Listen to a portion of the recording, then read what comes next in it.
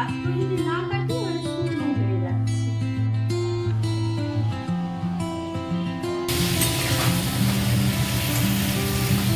Hello বন্ধুরা, সংসারের আরও একটি নতুন ব্লগে আপনাদের সকলকে স্বাগত। আশা করি আপনারা সকলে খুব ভালো আছেন। আপনাদের ভালোবাসার আশীর্বাদে আমিও খুব ভালো আছি। আজকে সকাল সকাল ছাদে এসেছি।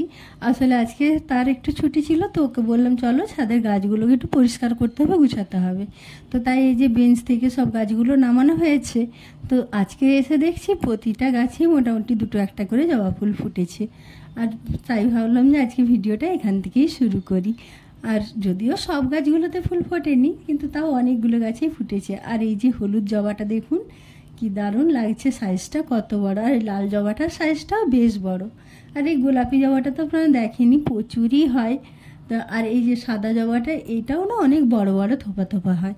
তবে এই গরমের জন্য এটা ফুলটা খুব একটা ফুটছে না, আর হচ্ছে সাইজটাও একটু ছোট হয়ে গেছে।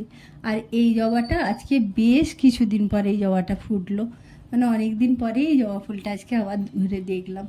আর এই সাদা জবাও মোটামুটি প্রতিদিনই একটা দুটো করে ফুটতেই থাকে। চলুন, ওপর থেকে নেমে এসে স্নান পুজো টুজো সেরে নিয়েছি, দিয়ে এই যে টিফিন করব বলে টিফিন বের করে নিয়েছি।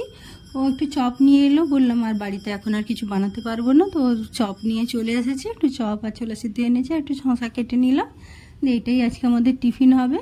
তো বললে একটু চা করে দাও। আর ওর এই বাড়িতে টিফিন করা মানেই তাই আমার এই একটা কাজ এক্সট্রা, এই চা করতে হবে।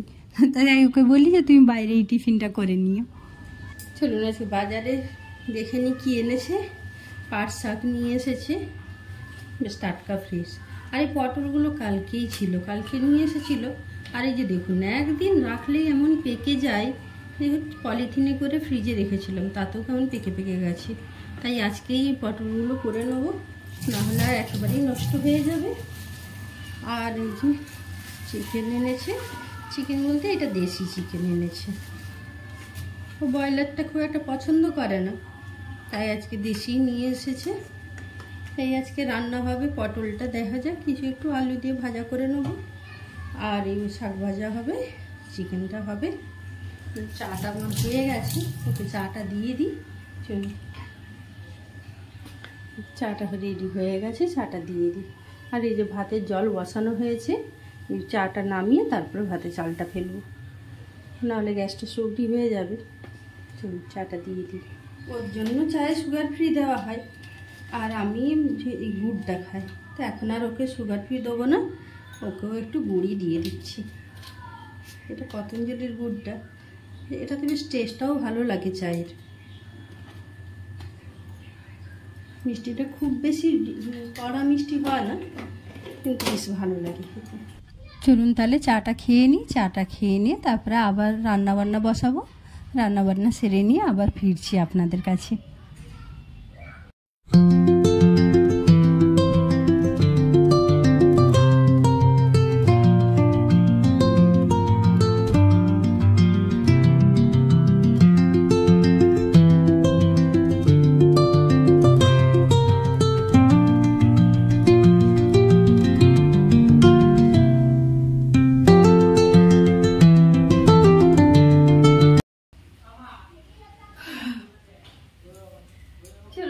রান্নাটা তো বসিয়ে দিয়েছি, ওটা এখন হচ্ছে, সময় লাগবে।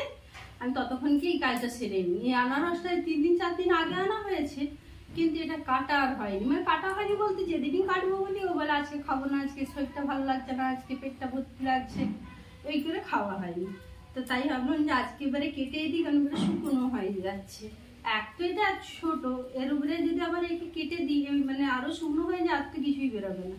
তাই বলি এবারে আজকে কেটে নিই, এবারে এটাকে কাটবো। তো এই মুড়োগুলো আমি হচ্ছে ফেলি না, এগুলোকে আবার বসিয়ে দিই।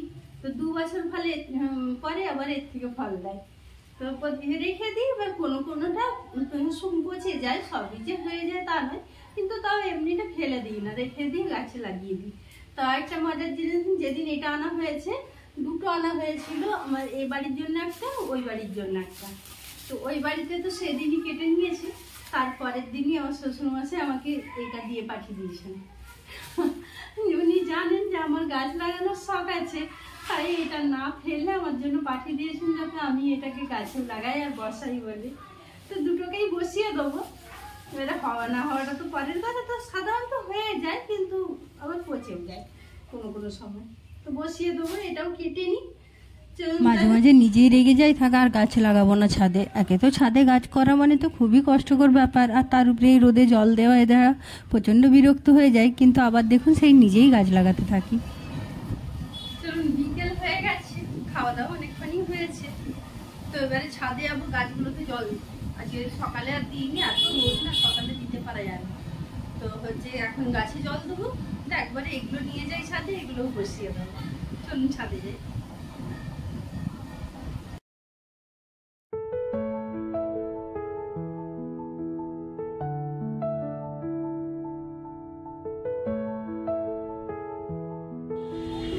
বিকেলবেলায় ছাদের ওয়েদারটা, সকাল বিকেল দুটো বেলায় গাছে ছাদের ওয়েদারটা খুব সুন্দর থাকে। আর এই যে দেখুন আমার বাড়ির ছাদের হচ্ছে আনারস গাছটা, একটা আবার ড্রাগন ফুল ফুটেছে, ইঁদুরে খেয়ে নিচ্ছে জানেন তো ড্রাগন ফুলগুলোকে। হ্যাঁ, এই যে দেখুন আমার গাছের আনারস ধরেছে, এটা এখনো পাকেনি, কাঁচা আছে, এ পাকতে দেরি আছে। আর প্রত্যেক বছরই একটা দুটো একটা করে হয়, তো ওই সাধারণত হচ্ছে ওই বিপত্তারিণী পুজোর সময়টাই করে হয়। আর এই গত বছর এইটাকে একেবারে অযত্নেই বসিয়ে দিয়েছি এখানে, এতে ফুল হবে বলে মনে হয় না, ফল হবে বলে, তো গত বছরই বসেছি, এটা তো হবার কোনো সম্ভাবনাও নেই এখন। আর একটা রয়েছে ওই পাশের দিকে, আরেকটা আছে।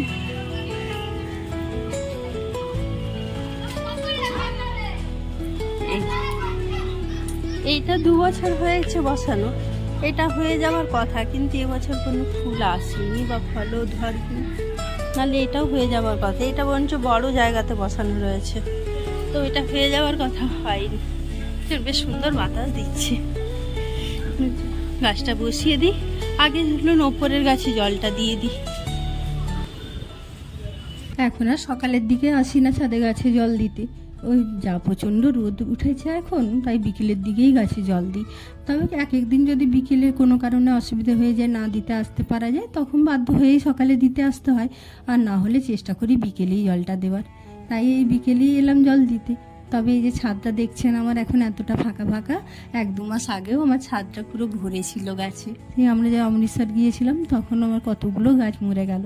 তবে আর নতুন করে এখন গাছ বসাচ্ছি না, কেননা এই ভিডিও এডিট এইসবের মধ্যে না আর সময়ও পাচ্ছি না। তাই ভাবলাম যে কটা গাছ আছে ওগুলোকে লালন পালন করি ঠিক করে, আর নতুন করে এখন আপাতত গাছ লাগাবো না। তো এই যে ওপরে গাছগুলোতে তো জল দিয়ে নিচে নেমে এলাম, বলে আগে আনারস গাছগুলো বসিয়ে দিই, তারপরে নিচের গাছগুলো জল দেবো।